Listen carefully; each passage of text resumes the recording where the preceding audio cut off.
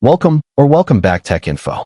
It's Mahmood, and in this video we'll explore together with this step-by-step guide how to create ISO 2 bootable USB drive with Rufus. On the Downloads page, scroll down to the Latest Releases section and download the most recent version of Rufus.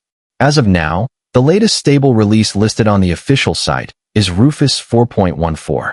After the download is complete, run the Rufus executable and continue with the bootable USB creation process. Now, insert your USB flash drive into your computer.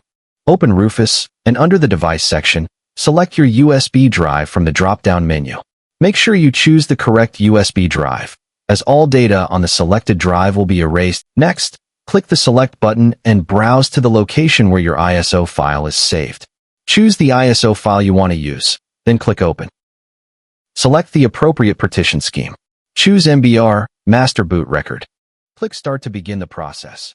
If prompted, confirm the settings and continue. Now the burning process has started. Please wait while Rufus creates the bootable USB drive. This may take a few minutes depending on the size of the ISO file and the speed of your USB drive. Do not remove the USB during this process. The process is almost done.